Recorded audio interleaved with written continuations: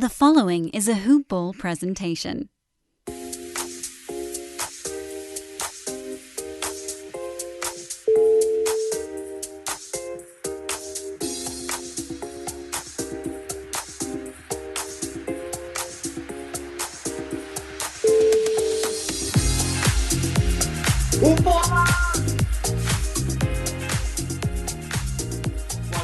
It's time to break it down. Box score breakdown. What's up, guys? It's Josh Millman. How are you? Nice to be with you again. It's Wednesday night, November 13th. We've got a 7-game slate of NBA action. And we're going to break it all down for you. Go through all the box scores and all that fun stuff. I'm joined, as always, by my good buddy, Curt Beach. Curt, what's up, dude? Josh, I'm living the dream, my good man. How are you? I'm all right, man. You're always living the dream. You have good dreams, buddy. Yeah, some people will tell me nightmares are dreams too. I know this, but like you do, you're like pumped up. Oh, I need to live the dream. I need to live the Curt Beach dream. You can, man. I love it. Yeah. Come swing by anytime. Dude, that's a bit of a hike for me, all the way out there in Alaska. So that's true. I don't know. It's cold enough where I am. I don't know if I can make that trek. It's a bit of an adventure. Man, you know what's crazy? We don't even have any snow here. I'm seeing a lot of places down in the continental 48 are getting a good amount of snow. We haven't seen it. Oh yeah, I'm currently in Kansas City, and they'd already gotten hit, and I landed, and it was 15 degrees. Oh wow. Out here, so it was not fun waiting for a rental car in 15-degree weather. But we digress, folks. We can bitch and moan about the cold plenty because we got a whole lot of winter ahead of us. But instead, we've got box scores to break down. But before we do that, as always, we need to talk to you about our good friends at Hawaiian Isles Kona Coffee Company. And this podcast, Box Score Breakdown, like all of our shows, is brought to you by our title sponsor, Hawaiian Isles Kona Coffee Company. Check out their website at hawaiianisles.com, on Amazon by searching for Hawaiian Isles Kona Coffee, or on Twitter at HI Kona Coffee. We have a Brews letter. That's right. A very special announcement that our founder, the one and only Aaron Bruski, has decided to write an email newsletter for the 2019-2020 season. It's exclusive content you can't find anywhere else. It's not on the website. It's not on a podcast. It's not me jabbering on about it. It's not on social media. You only get access to Brewski through his email newsletter. So if you want access to The Godfather, just go to hoop-ball.com/newsletter. Sign up. Takes 10 seconds. And again, it's hoop-ball.com/newsletter. And this gives you access to the man himself, Aaron Bruski, straight to your inbox every week. All of his fantasy thoughts cobbled into one newsletter. So go check it out. And also, some of our content, Frank Ntilikina has to keep starting. So Hoopball's own Mike Passador has, like all of us, watched the Knicks. And he's watched their rotations with horror and all of David Fizdale's shenanigans. And his latest article, Mike dives into the key reasons why Frank Ntilikina should become a fixture in the starting five. And check out all of our team coverage articles by clicking on the team coverage link at hoop-ball.com.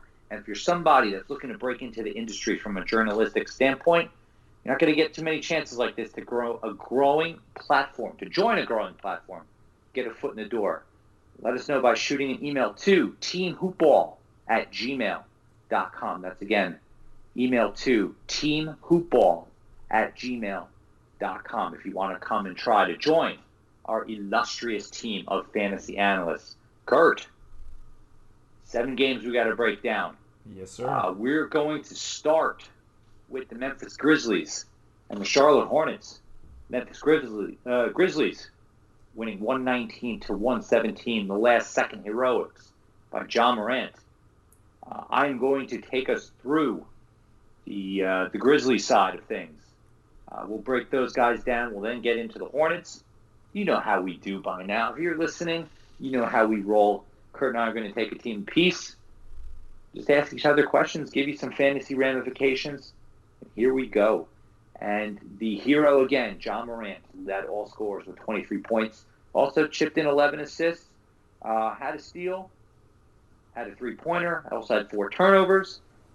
Besides the points and assists, it's not that full of a box score, if you will, but still, we'll take 23 and 11. John Morant's value has kind of been all over the place. Had some great games, some not so good games. I guess typical rookie type stuff, but this was one of his better ones. So it was nice to see. Hopefully, it's a sign of things to come for him. He's going to have still plenty of good games in his future. Jonas Valanciunas, 18 and 13 with 2 assists, 1 block. No three-pointers and no attempts at the stripe, but was 9 of 14 from the floor. And again, the beautiful thing about Jonas Valanciunas is he did this in 23 minutes. And that's why we love him, because he doesn't need a lot of time, but he is extremely effective when he's on the floor, can double-double with the best of them, effective field goal percentage, can chip in threes, can get you some blocks, can really do it all. Solid night for him. Jaren Jackson Jr., 16 points, 6 boards, an assist, a steal, and a block, 5-9 shooting, 4 3-pointers, and perfect at the line. Great night for him. He's put together a few good games recently after his knee troubles. But it's the kind of line that he might still fly under the radar a bit. Maybe there's still some buy low opportunity. Maybe someone seeing, he only took 9 shots. Only 1 steal, 1 block. Maybe people aren't paying that too much mind. Jaren Jackson Jr., we know we love him here around here, so very well possible that there still might be a buy low window opportunity, because we know he can play. We know he's good. Again, we expect good things out of him to come as well. Dylan Brooks, another solid night for him. 15 points, 4 assists, 3 boards, 2 steals and a block on 6 of 13 shooting, and 3 of 6 from downtown. He's put together some pretty solid lines also, and so much so that he's climbed into the top 100 over his past several weeks.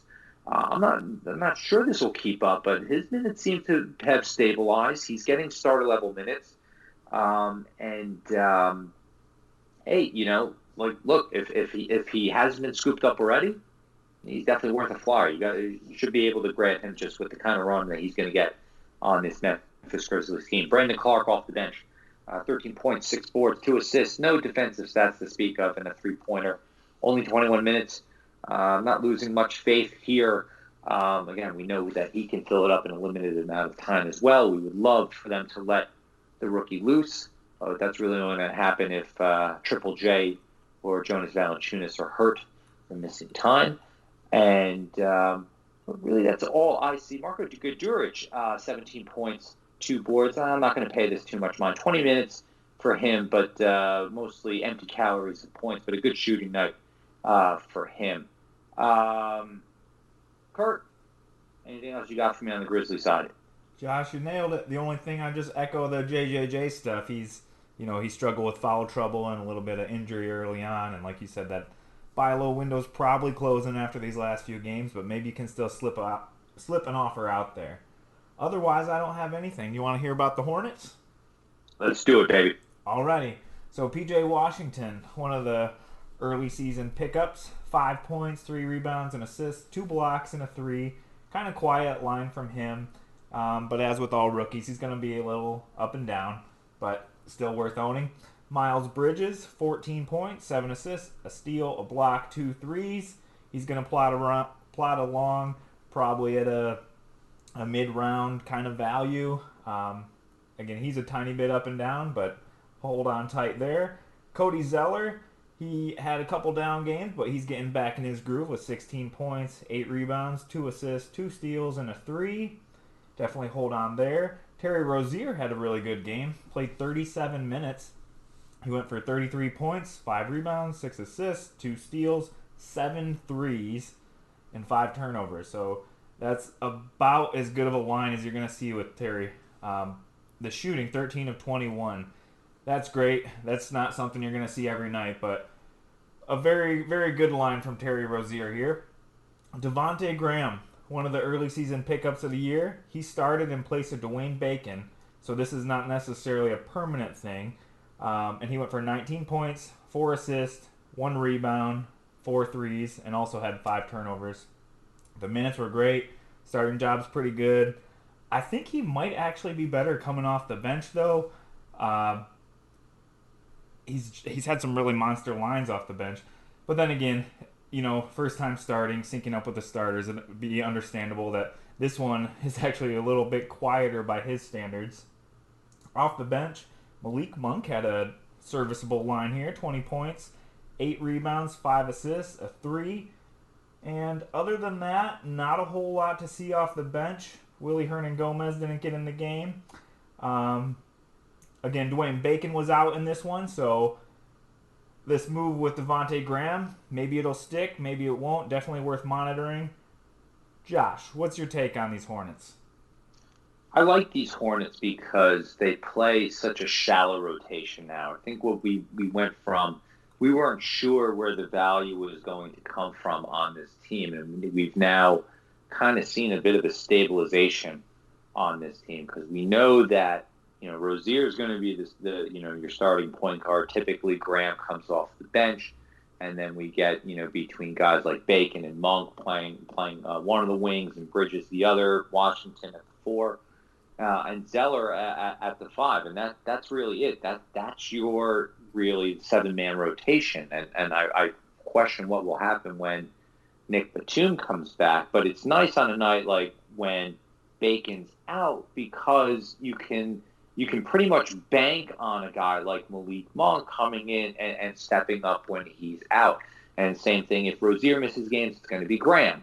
And there's all, those kinds of different combinations that they have because they're playing a fairly shallow and consistent rotation. So you can anticipate, especially you daily leaguers out there, if someone's out, who's going to step in and play and be able to contribute. So it's a nice to have for a young Charlotte team that plays, kind of with reckless abandon here. So they've been nice fantasy finds on the season, I will say. Yes, sir. And we're going to move on to the Orlando Magic and the Philadelphia 76ers. Magic winning 112-97 on the Sixers side. Josh Richardson led all scorers, 19 points, 6 boards, 5 assists, and a steal. 50% shooting, 2 of 4 from deep, 3 of 5 at the line. Decent all-around night. Can't really quibble with this one too much. We got the steal. No other defensive stats really to speak of. Richardson a little up and down. I think still trying to find his groove on this team. But again, because we know that Simmons has been hurt and Embiid's in and out of the lineup, he'll still be able to get his. And this was a night where he did.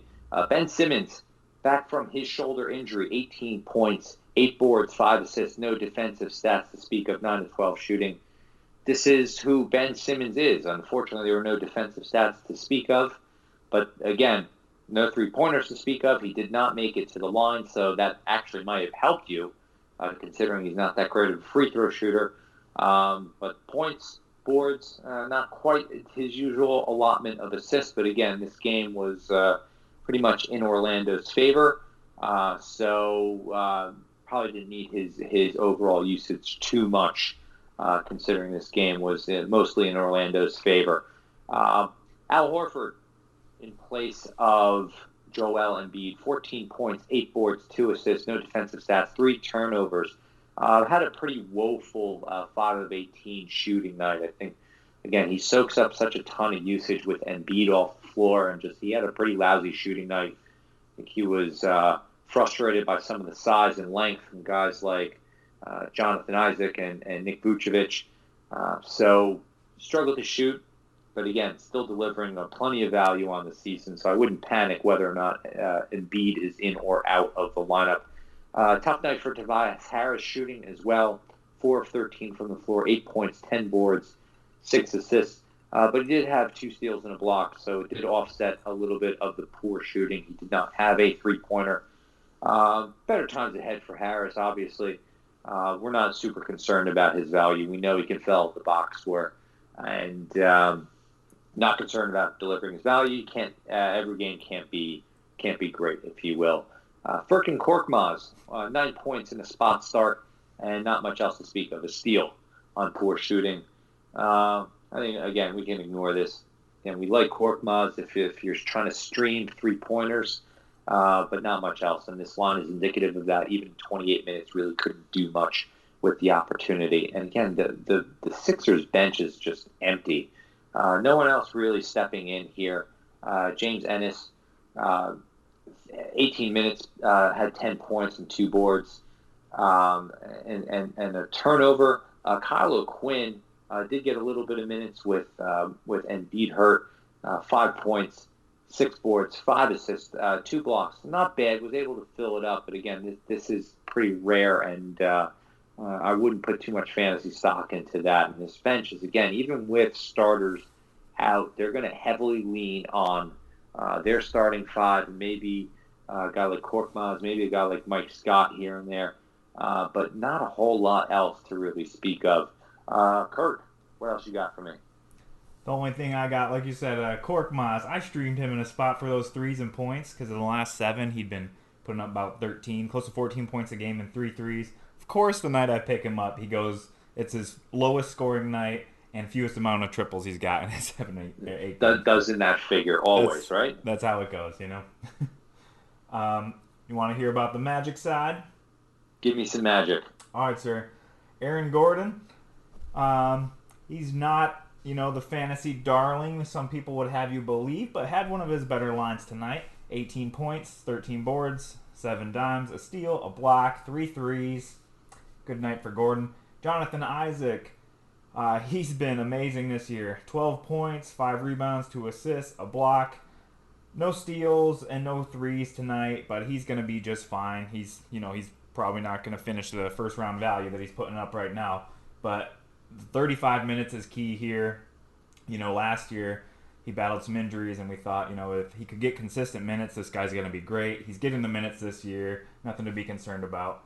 Vucevic had 25 and 12 with 2 assists, 2 threes. Good Vooch line. Markelle Fultz still starting. Only had 21 minutes, though. 8 points, 4 rebounds, 3 assists, and a steal. He's going to figure it out, I think, at some point during the season. I think there's going to be some point in the season you're going to be thrilled to have him. But he's not a must-own guy in 12-teamers right now, maybe in 14 or 16-teamers, or if he's somebody that you can bench and just wait for him to go big. Because off the bench, DJ Augustine still got 27 minutes for 12 and 8 with a steal and a 3. Evan Fournier was all right in the starting lineup. The other guy here that stands out to me is Terrence Ross, who's had a really bad season by his standards. And he'd been splitting a little bit of time with Aminu off the bench. Well, tonight, Aminu only got 2 minutes, and Ross played 26 minutes, which I think is one of his higher numbers of the year. And that's all he needs to be fantasy relevant. So he put in 13 points, 3 rebounds, assists, 2 steals, and 3 threes. He's not usually going to do a whole lot more besides score and hit threes, but last year he averaged close to 15 points and 3 threes, and he did it in about 26 minutes. So if these minutes are going to stick, if he's finding his shot, I'm definitely keeping a close eye on him. If I have somebody who I'm itching to drop at the end of my bench, I'll take a shot on Ross. Like in that league where I picked up Korkmaz, I would happily swap him for Ross. Josh, what's your take on these Magic? You really covered it. Great job there, Curt. Keep your eye on Terrence Ross because dealt with a little bit of injury issue, struggled with his shot, but there's not a whole lot of bench scoring that they can really talk to, and if their starters are off, they need that spark, and he's been the guy who typically delivers it. Wasn't a great shooting night for him, but we know he can fill it up. So anyone who gave up on him, just that's fine and good, but just keep your eye on him because he can get hot in a hurry. Mm-hmm. Vooch is probably the quietest top 15 guy of all time. But it's crazy because he just keeps delivering value. He doesn't do it. It's nothing flashy, but he keeps delivering 20 and 10 lines, steal, block here and there, 3-pointers here and there.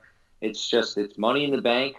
And a lot of people say, oh, he's, having a slow start. He's a top 15 player on the year. It's crazy that, it seems slow for Vooch He just hasn't really had those like big monster line yet, but they're coming, and so just enjoy that. And yeah, I'm not a fan of Aaron Gordon, but this was overall a nice night for him, and so that helped boost him back into the top 100 conversation, which was nice as well. We are going to move on to a wild game. The Boston Celtics continue to stay hot. The world is crumbling around them, but they just keep winning ball games, 140 to 133, beating the Washington Wizards. On the Wizards side, it was the Bradley Beals show, 44 points, 6 assists, 5 boards, a steal, 17 to 27 shooting. It seems like Beals is starting to figure it out a little bit more. I know that there was some struggles early on, just some poor shooting, turnovers, etc., and that was kind of to be expected, knowing that he was going to have such heavy usage. But he's had a couple of good games recently, 44 points in a line like this, nothing to sneeze at all. And just be prepared because he can fill it up. He's going to be a box score monster this year, and this is the kind of night that he can put together. And it's just a matter of stringing these types of games along instead of just being one every so often, just getting them consecutively, having weeks that can really dominate and help you win those kinds of head-to-head weeks on his own. Rui Hachimura, 21 points. 4 boards, 2 assists, a steal. Cooled off a little bit before his hot start, but this was a nice night for him. Good scoring night. Thomas Bryant, 14 points, 7 boards, and assists, 2 blocks. Not a great shooting night for Thomas Bryant, only 5 of 13. But you know what? Not the worst. He's been a solid find for most of the year. Borderline top 50 player. But so I wouldn't worry about this one too much because he's been producing. Isaiah Thomas, this was a bit of a revenge narrative game for him, returning to Boston again, where he did get a nice ovation. I'm sure he felt the love, and I'm sure he wanted to stick it to his old team. 18 points, 7 assists, a rebound on 7 to 14 shooting, 3 3-pointers as well. No defensive stats, but again, Isaiah Thomas, has locked into that starting role. He's had a nice rebound to his season. Again, hang on to him.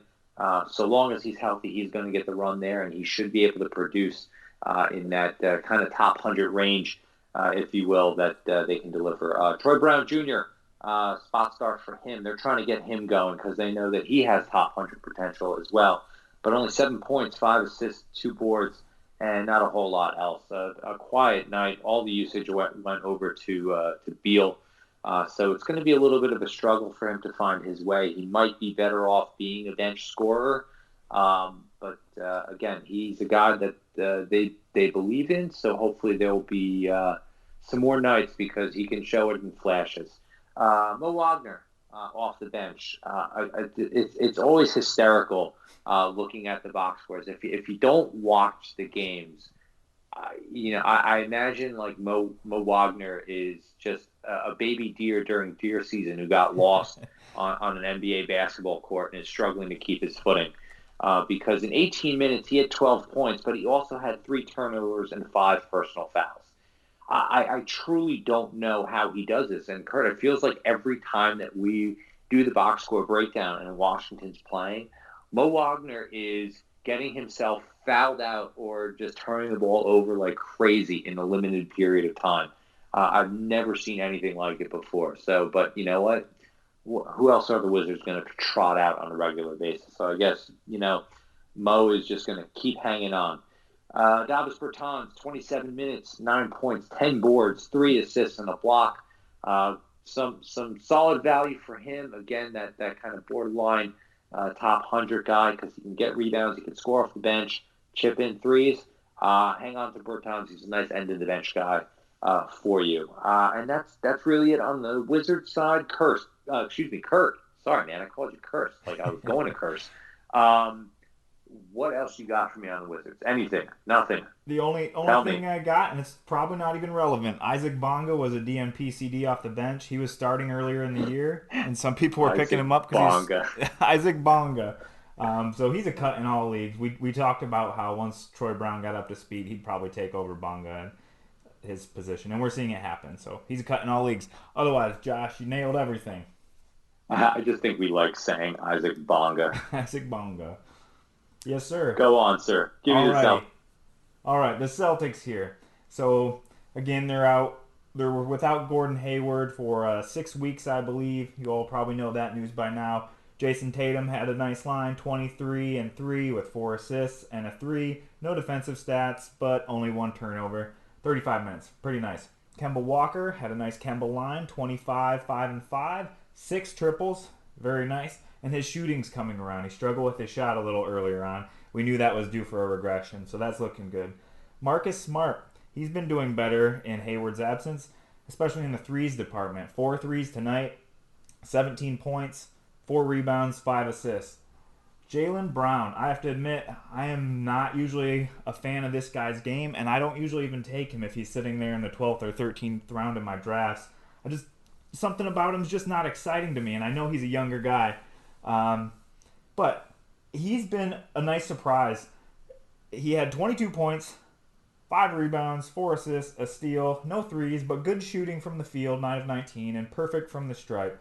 And he's going to get definitely more opportunity with Hayward out. So he's been a nice surprise, also like somebody else we'll talk about later on.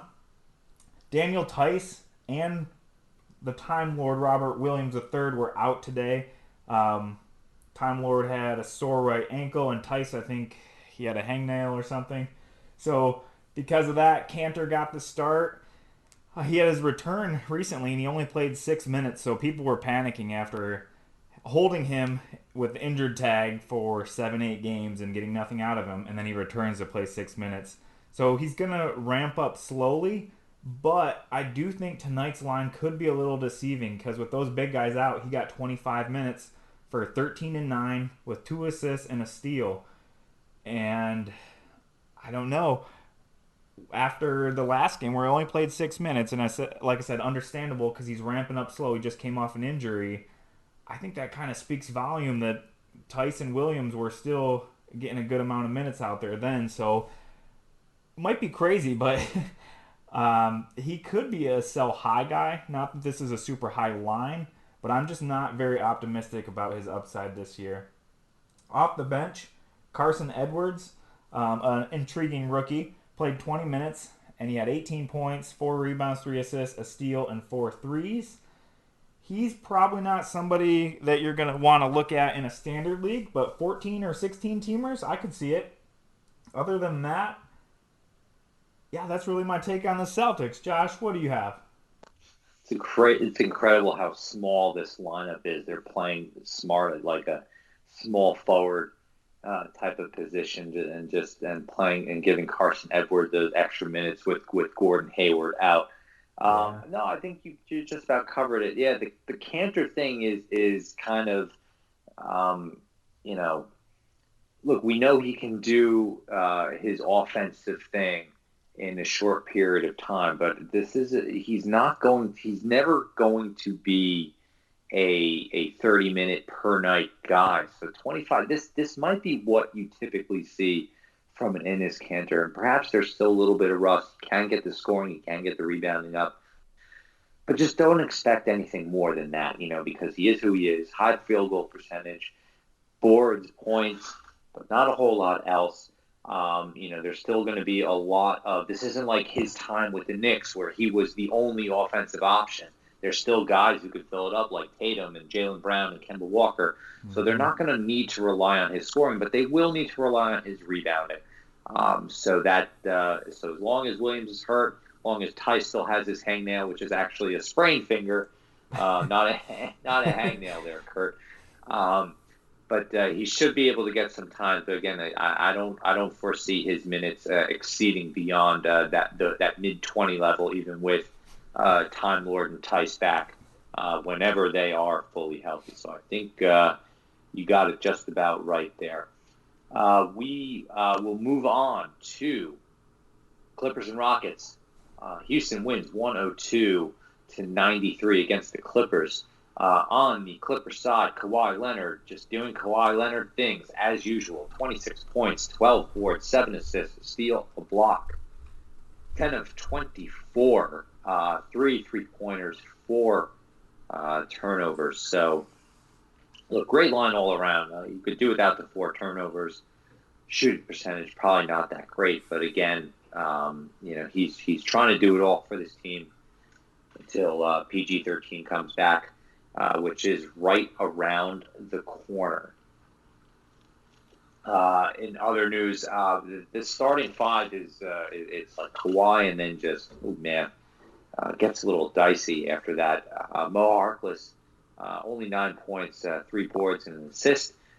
He dealt with a little bit of foul trouble with a minus 20 while he was on the floor, so and played 24 minutes. Vika Zubac only 10 minutes played, 7 points, 4 boards, and 2 assists. Pat Beverly, who was going to get the James Harden and Russell Westbrook assignments, 6 points, 2 boards, and assists, and fouled out as well. Look, you're never going to look to him for offense, but you would hope a little bit of steals, some assists, some boards.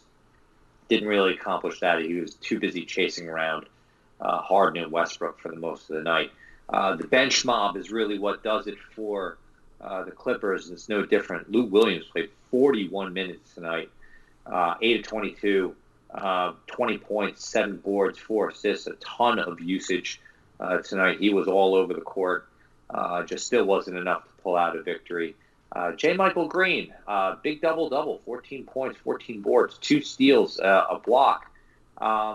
He's done this, throughout the year where they're able to give him ample minutes, and he's able to contribute some scoring and some boards.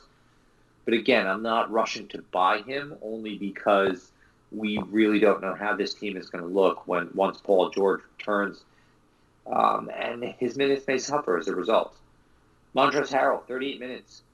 Poor shooting night, though. 2 of 10 from the floor. 9 boards, 2 assists, a block. Harrell's going to have better shooting nights because, he's good typically from a field goal perspective. But he had his hands full with Capela in this one. Just wasn't a solid night all around. But better times ahead for Harrell. We're not worried about him very much, nor his role because he's very different. We are worried about Lou Williams' role just from a scoring perspective with Paul George coming back. But Harrell's got that big man role off the bench on lockdown, scoring boards, block shots. We know what he can deliver, so we're not concerned about his value. Curt, anything else on the Clippers? The only thing I got is PG. You guys probably all know this if you're stashing him. I think he was questionable coming into today. So I think there was some talk that maybe he could get out there. He's getting close. If you bought low on him with him being injured, congratulations. At this point, it's probably not going to happen because anyone who sat on him for the first 10 games is stoked about getting a potential first-round guy back. But, there's going to be some load management mixed in there, probably some down nights. He's not going to get those career numbers that he had in almost every category last year. So if he runs out there and has a few lackluster games, you might be able to send some buy low offers out there. What do you think, Josh? We're going to have to monitor those first few games. I'm with you. I don't expect a full 30-plus minute type of workload for Paul George. I don't think they would rush him back if they didn't think that he could handle, minutes in the upper 20s, let's say. But, to expect what he did in OKC is probably a bit foolish. But even an upper 20-minute Paul George that's still a top 50 player that's coming back. So, absolutely, get ready and get excited if you still haven't. Curt, give me the Rockets, my man. All right, sir. Usual suspect here. PJ Tucker, 39 minutes for 6 and 3 with 2 steals and 2 triples. A little bit of a quieter game from him, but Daniel House is a little banged up. I don't remember exactly how long he'll be out, but PJ could take a few more of those threes. Clint Capela, he started off the season a little quieter, and everyone thought Westbrook's going to steal his rebounds. He's not going to get you the double-digit rebounds anymore. I believe this is now his 3rd game with 20 or more rebounds. I could be wrong, but I know he's had 20 plus quite a few times here recently. So 12 and 20 with 2 blocks in 32 minutes. That's exactly what you want out of Capela. And he didn't murder you at the free throw line. He was a nice 0% on 0 of 2, but usually he'll take more than that. So not too bad there. Russell Westbrook had a rough shooting night from the field, going 6 of 20 for 17 points, only 2 rebounds, only 2 assists, and no steals. So a little bit of a bummer for Westbrook, but you knew he was going to take a little bit of a ding with Harden around. I don't think it's going to be this much on an average night. Speaking of Harden, he got up there for 44 minutes, and this is a regulation game, for 47 points, 6 rebounds, 7 assists, 3 steals, 7 threes, and a pristine 16 of 17 from the free throw line, in addition to 12 of 26 from the field, which is usually an area where he struggles.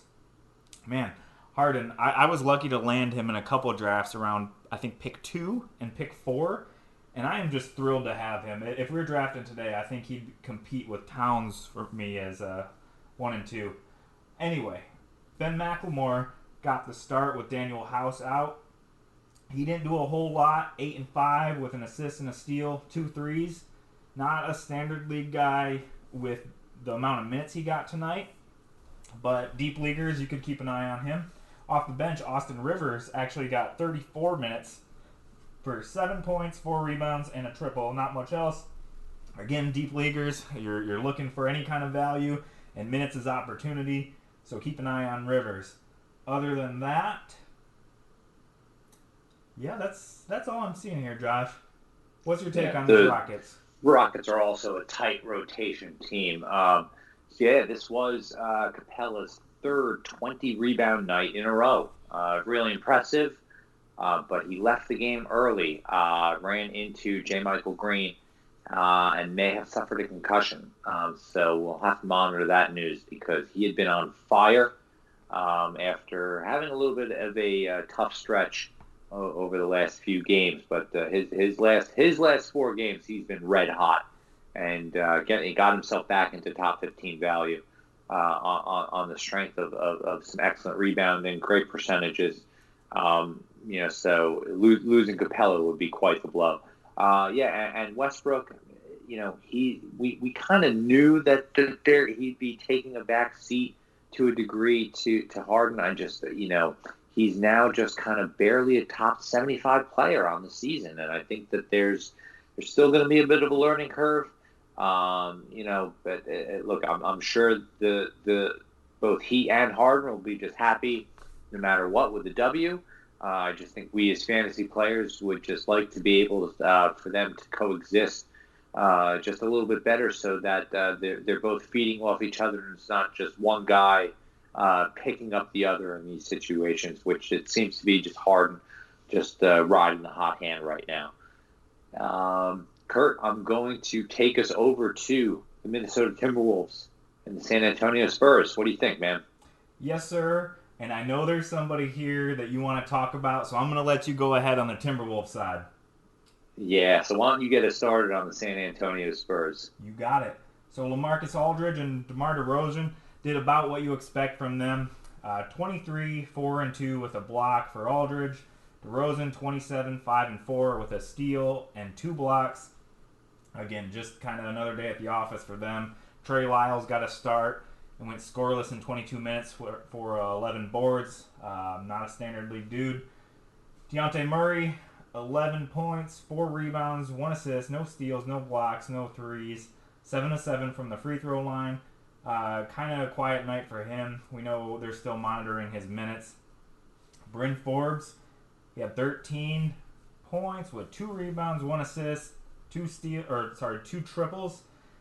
He's really not much more than your 3-point streamer kind of guy, but he's a starter, so he's one of the more consistent ones on a night-to-night basis. Off the bench, we have Rudy Gay, who chipped in 10 and 8 with 3 assists, a block, and that's about it. He's having a quietly serviceable season. Nothing to write home about. Derek White, 25 minutes, so he got more than Murray today. 5 points, 4 assists, 3 rebounds, and a steal. Again, if you own White, you're still looking forward to the days where maybe he could get into the starting lineup and play alongside Murray. But until then, it's going to be a really frustrating ride. I see him on the wires in a lot of leagues, minus some of the super competitive ones where people are holding on real tight. In your average 12-team league, he's probably a drop, even in 14-teamers. Let's see. Beyond that, there's really not a whole lot to say from these Spurs. Josh, what do you have on them? I want to add just a little bit of a wrinkle here in that DeMar DeRozan's name came up in trade rumors today. Really? With his with a rumor that there was interest expressed by the Orlando Magic in DeMar DeRozan. So it's always I'm always curious to see like how guys play when their names come up in trade rumors, and this didn't seem to affect him at all. Again with a great line, 27 points, 3 defensive stats. He's still not shooting the 3 ball, but again, still a great offensive night for him. And, so I think it's a bit of an added wrinkle for guys who, knows that DeRozan's kind of struggled a little bit. And so have the Spurs, and so have the Magic for that matter. So we just wonder if there isn't a potential shakeup coming. It could just be a rumor, but again, just something to keep in the back of our minds. But again, I think, like you said, Curt, this is a tough backcourt to figure out. Mm-hmm. Some nights Murray looks like a world beater in limited minutes, and other times he's just really struggling to kind of coexist and juggle minutes with guys like Forbes and White and Patty Mills. And hopefully they can get that figured out, because I don't think it's doing this team any bit of service. I don't think it's doing Aldridge any bit of service, DeRozan either. Hopefully they can get Murray to a point where they can get him back into more of a full-time schedule. I know that this was a serious knee injury he suffered, but hopefully there will be more opportunities and more minutes for him to come. And with that said, I'm going to jump over to the Minnesota Timberwolves. Yes, sir. I'm going to look. I don't even know why I'm so excited about this. It's more just like validation that when I made a bold prediction, and everyone was kind of like, "What? Are you out of your mind? You and your ridiculous hot takes? Come on, get out of here with that." Guys, Andrew Wiggins right now on the season is the 13th ranked player in 9 category leagues. 13, 1-3. Not 130th, 13th. As in borderline first round value. And guess what? He was at it again tonight. 30 points, 8 rebounds, 7 assists, 2 steals, a block, 12 of 23 from the floor, 4 of 7 from deep, perfect at the stripe. I don't think this is ignorable anymore, and I don't think anyone is saying that it's ignorable.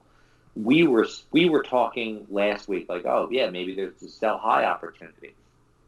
What could you possibly get for the 13th ranked player? You think anyone's going to give up a Giannis Antetokounmpo or Paul George for him at this point? I'm sure there might be still a bit of healthy skepticism that he can continue this, and maybe there's going to be some poor shooting nights.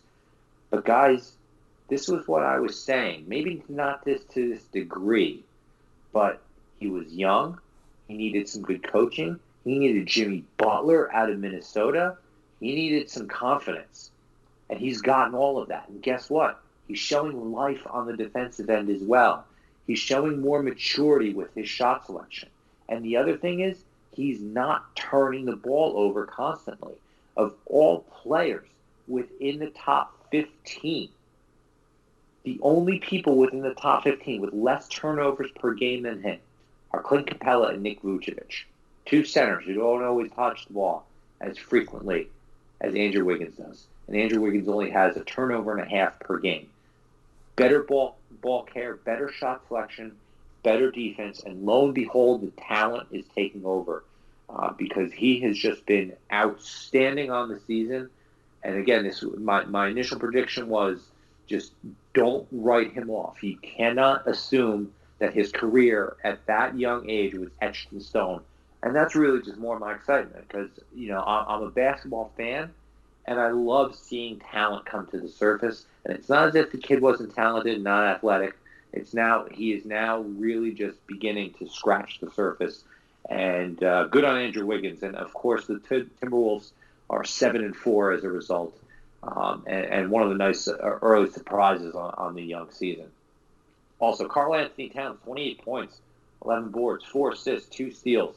A very solid all-around Karl Towns kind of night. No blocks, but again, he did have a couple steals in there, 3 3-pointers as well, and 11 of 13 from the stripe. So really great first-round kind of night for Karl Anthony Towns. Robert Covington, 10 points, 5 boards, a steal. Quietish night for him. And he's kind of taking a back seat to Wiggins, both in the scoring department as well as other areas like defense and boards. I'm not super concerned. I think that he will still have the ability to get his, but this was not his best night. And the truth of the matter is he's still been a top 30-something player. It's just that the defensive stats are what drives him. The 3-pointers and the cash counters are what drives him. Just didn't have a ton of those tonight. But again, we're not concerned about Covington and his value. And if you think anyone would be because of Wiggins' emergence, by all means, line up your offers for him because he's a solid NBA player. Draymond Graham, 27 minutes, but not a whole lot much to do there. Again, Jeff Teague returned but came off the bench. So Graham got another start, but don't expect that trend to continue. Jared Culver, also 27 minutes, 6 of 10 shooting for 12 points. Some nice defensive stats, steal, a couple blocks, 4 boards and 3 assists. But again, with Jeff Teague returning, playing 23 minutes off the bench for 18 points, 6 assists, and 2 steals, his starting spot secure. I'm sure he's just getting over his injury and illness. So it'll be nice to get him back to full time. But anyone who is playing those guys as kind of spot starts, you can return them to your benches and your waiver wires. Also, Jake Layman off the bench, 29 minutes, 7 of 9 shooting, 16 points, a couple steals, and 3 boards as well. Seems to be a solid bench scorer then over there. Okogie, again, more the defensive guy. He did have 10 rebounds and a steal. Those guys are kind of going to split the bench responsibility there. I don't know that I necessarily like either one of them. I say Okogie has more upside, but he hasn't really shown the offensive chops. He was only 1 of 8 tonight. So keep an eye on them, but don't invest too much in that bench. Curt, what else you got for me? Josh, the only thing I have to piggyback on is Wiggins, man, because you were so right. I think our first show, we talked about Wiggins, and you're like, don't write this guy off. He's still young. And I'm like, I don't know, Josh. We kind of know who he is, and what he does. It's scoring and not a whole lot else. And, wow, what an absolute beast. Like you mentioned, the rankings. What has been surprising for me, I mean, all his stats are surprising, but 1.1 blocks? This is an 11-game sample size. Like you said, this is not... You can't really write this off as a fluke anymore. Their coaches talked about in the season how they wanted to unlock Wiggins' potential. And even though it seems like he's been in the league for ages, and somebody like that, you kind of get this mentality in your mind like it's who they are. They're not going to change. He's only 24. These stats are just insane. Like 25 points a game is a career high for him. Field goal percentage at 47 is a career high. Threes at 2.2 is a career high. Rebounds at 4.8 is a career high. Assists, 3.3 is a career high. We mentioned the blocks. And he's also, you would think doing all that, he's bound to turn it over more. That 1.5 turnovers is a career low. So what an absolute beast. I got to tell you, this guy, like I said, he was sitting there around 100, 120 in most drafts. And I did not pick him up anywhere. Incredible steal if you own him anywhere. And to be honest, I think Teague being out really helped a lot. I think he was already putting up great numbers, but it really forced him to kind of take control. And some are arguing right now this is more of Wiggins' team than Towns'. So pretty crazy, amazing value. One of the biggest surprises on the season for me, him and I think Brandon Ingram are doing kind of similar things, and it's just great. Like you said, you love to see somebody that has the talent finally put it together. So if you have Wiggins, Yeah. great job, great call, Josh, love it. Thank you. Yeah, look, the lesson is just don't write off talent. Don't write off talent. There's usually a reason why these guys are drafted the way they are. And sometimes it's just a matter of getting the right coaching and getting the right situation in place. Same thing like you said, Brandon Ingram, another great example of that happening. Talented kid, just needed the right opportunity, and he was thriving, and hopefully he gets back and his knee issue isn't significant. Same thing with Jaylen Brown. You're starting to see that there in Boston, and they're going to need to lean on him with Gordon Hayward out for a significant amount of time. But again, you cannot write off talent because, again, it just takes – not everyone can come in and take the league by storm. It takes a few years to get things situated, get the right coaching in order. But these guys have seemingly figured out. And, again, it's been one of the great stories so far early in the season. Moving on to the Raptors and the Portland Trailblazers. This one just went final. The Raptors beating the Portland Trailblazers 114-106. Blazers are struggling, man. 4-8 and only 1-4 at home. It's a very bizarre record for them. And the Raptors 8-3. And even though they've been dealing with a whole bunch of losses on their own, Siakam and Van Vliet just keeping the band together and keep on winning. So, no Ibaka, no Lowry, no Kawhi Leonard for that matter. Doesn't matter. They just keep on winning. Siakam is a beast. 36 points, 6 boards, 3 assists, a steal, a block, 4 of 7 from deep, 15 of 28 from the floor in 41 minutes. I mean, my God, like this is like someone asked on Twitter. I saw. Can someone win the Most Improved Player award 2 years in a row? Is that even possible? Because he is just an elite player at this point. We believe that he could make the leap, into a superstar player, and he's showing it, and it's incredible. Dare I say, maybe even an early MVP candidate. That might be a bit of a stretch, but that's the kind of caliber play that he's bringing to this Raptors team. Fred VanVleet, 40 minutes, 10 of 16 shooting, 4 of 6 from deep, 30 points, 7 assists, 2 steals, a block, 2 turnovers. A great night for him. And look, another guy who when called upon has stepped up. And you know what? He was a steal to begin with and struggled with the shot for a bit of a stretch, but it is getting it back and has been delivering a ton of value for fantasy teams and for the Toronto Raptors. Marc Gasol, 35 minutes here, 3 of 10, only 3 of 10 shooting, 9 points, 5 boards, 5 assists, 4 blocks. Look, I tend to bag on Marc Gasol, and I think a lot of us have as well, is that it's been a struggle for him this season. He seems like kind of old, slow, not really feels like a fit on this team. But take away the points and 5 boards, 5 assists, 4 blocks, 3 3-pointers. Okay, there's a lot of positive to take away from this from a fantasy perspective. It's not great shooting. There's no trips to the stripe. Maybe you could ask for more boards. There are things to kind of nitpick at. But, we just kind of need to see signs of life right now. And playing 35 minutes and chipping in slightly more than what he has been in the past, you know what? We'll take it. And pretty pleased about that. Malcolm Miller, spot start with the Raptors shorthanded, but he only played 7 minutes, rather ineffective ones. So don't pay that too much mind. Norman Powell, though, played 27 minutes and was lousy from the floor, 0 of 6. Didn't make a bucket. Only 2 points off of a couple free throws, 7 boards, 2 blocks.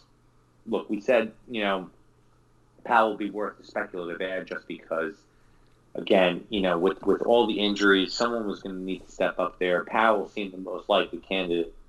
And he got the minutes for sure, but he was ineffective with them. We don't really love his fantasy game too much.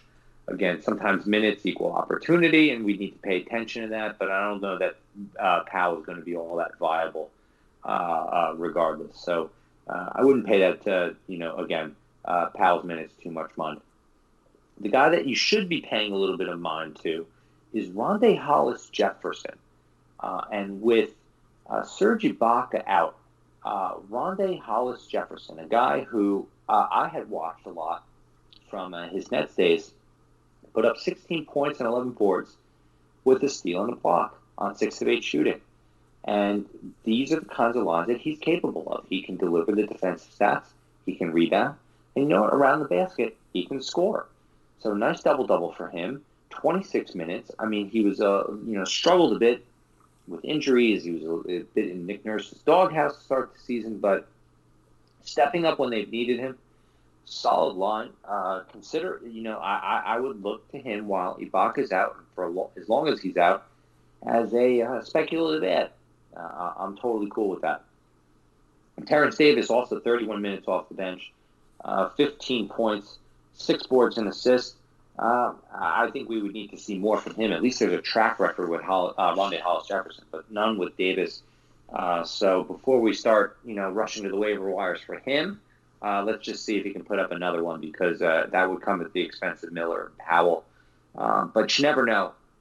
Again, for as long as Lowry is out, and he'd probably be out for at least another week or two with his injuries. So, Curt, what else you got for the Raptors? Only thing I got is Chris Boucher, who was one of the most popular pickups in the last few days, with Ibaka going down, Grandpa Gasol getting up there. But, I mean, he's got more opportunity now than he foreseeably will be having on this team this year with Ibaka down. But only 15 minutes, 2 points, 7 rebounds, no threes, no steals, no blocks. A lot of people were picking him up for the cash counters, weren't there tonight. And if this is any indication, with them being a little banged up and he's still only getting 15 minutes, you could probably hold on, because he had a couple of decent lines, but they were low minutes.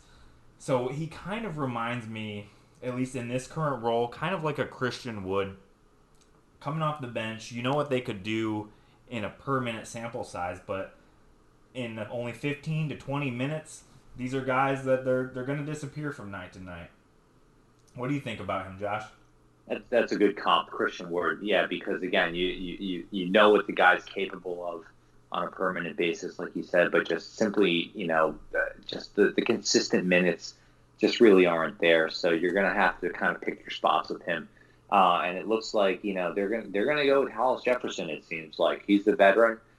He's a solid defensive guy as well. I mean, he's not an exciting guy, but again, we know that he has top 100, I should say, capabilities in him. With just some good percentages, rebounding, and defensive stats. So again, that's the guy that I'm kind of placing my chips on at the moment. Absolutely. And lastly, we're going to wrap this up with the Warriors and Lakers. There's only a couple minutes left in this 1 minute, and it is all LA. Currently, as of right now, 119 to 92. So it looks like the Lakers are going to cruise to victory and in this one. So we'll touch briefly on the Warriors. Curt, you can take the Lakers. D'Angelo Russell, again, leading scorer, 21 points, 8 assists, a steal and a block, 5 turnovers. He is trying to do a ton. 6 of 13 from the floor, 9 of 10 from the free throw stripe. That's actually a good sign for D'Angelo Russell that he's making his free throws. It was a bit of a knock on him that he struggled from the stripe, but this is a good sign for him. But really no one else getting to the stripe on the Warriors side. So he's going to have to make magic happen with the ball in his hands as often as possible. But the Lakers really took control in this one and didn't look back. Draymond Green working his way back from injury, 10 points, 5 assists, a rebound, a steal, and a block. 4 of 10 from the floor, 2 of 4 from deep.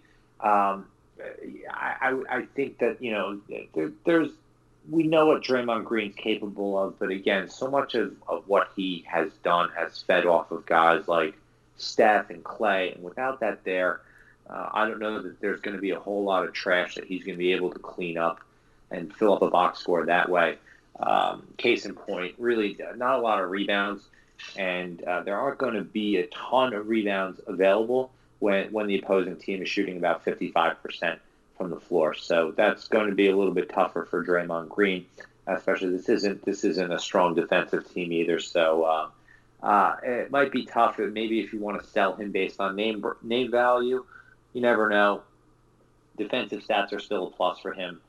He's going to try no matter what, but this is still it's going to be a down year for Draymond in what is already a lost season for the Warriors. Glenn Robinson had 9 points, 5 assists, 4 boards, 3 steals, decent all-around night. Seems to be entrenched in that starting position, playing 28 minutes. I guess you could do worse with an end of your bench guy. It seems like with Draymond Green back, Paschal ends up back in the bench. He did play 32 minutes, but didn't do much besides 15 points and 3 boards. Really wasn't any other big stats to deal with. So Robinson might be a little bit more of a consistent play there, and was able to do it across different categories. Willie Cauley-Stein started in the middle, 10 points, 5 boards, 3 assists, 2 blocks. Not bad. We like seeing the block shots from WCS. I would like for there to have him take more advantage of his opportunity, be able to earn some more minutes, especially with really no specific timetable for Kevon Looney. But this feels like more of a ceiling night for Cauley-Stein. And it's not bad. It's just it's serviceable, but it's not anything to write home about. Jordan Poole, 11 points on 4-15 shooting, a rebound, a steal, not much else to speak to. And I don't even want to get into the Warriors bench. Alec Burks played 22 minutes and shot 2 of 7. So much for keeping up that consistency. This one's gone final now. It's now 120 to 94 is your final score in favor of Lakers. We've now run through the Warriors.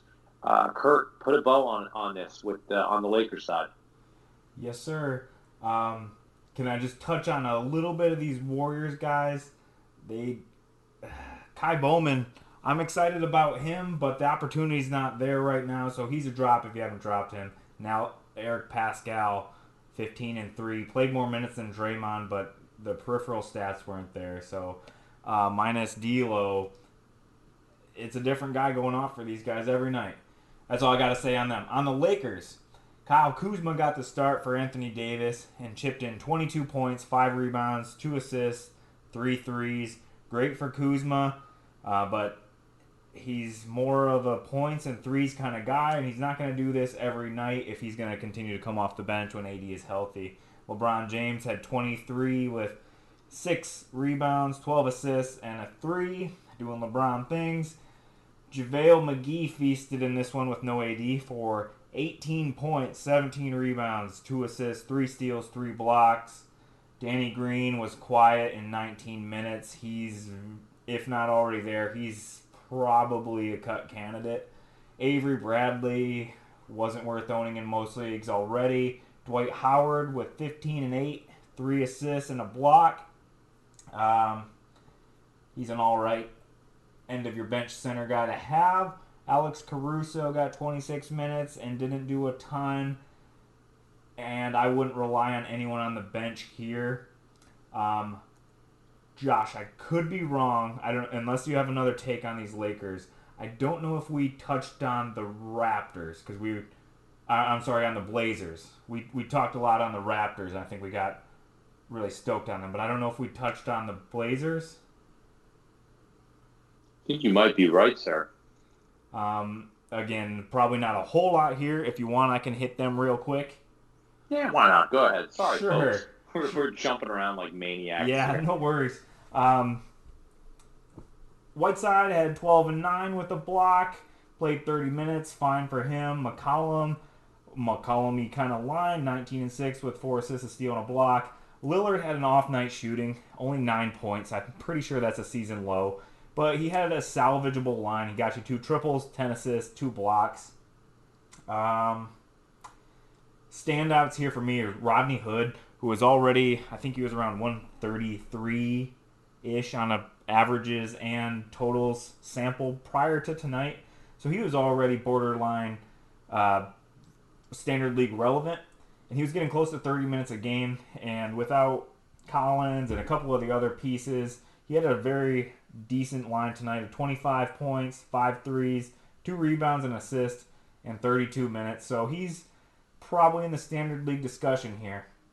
Nasir Little started and didn't do a whole lot. And off the bench, probably the more exciting guy is Anthony Simons. But he's mostly a scoring and threes kind of guy. And he showed that again tonight with 17 points and 3 threes. But he's kind of a fun guy to watch if you just need some scoring and threes. Decent player there. That's all I got, Josh. What did I miss here? No, you're all good. Yeah, nice night for Rodney Hood. Should be a standard league guy, but I am, don't expect 25 points to be the norm. And that's about it. I am losing my voice here, Curt. I apologize. This cough that I had from last week just hasn't gone away.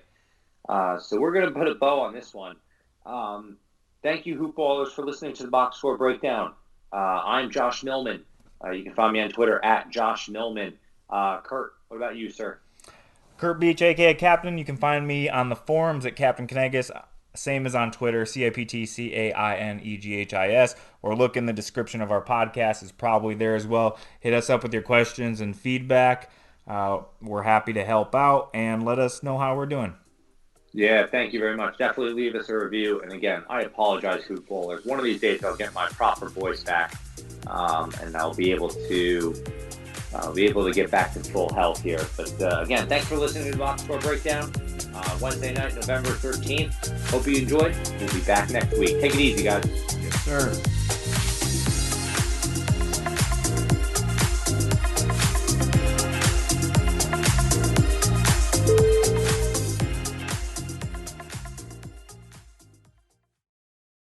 This has been a Hoop Ball presentation.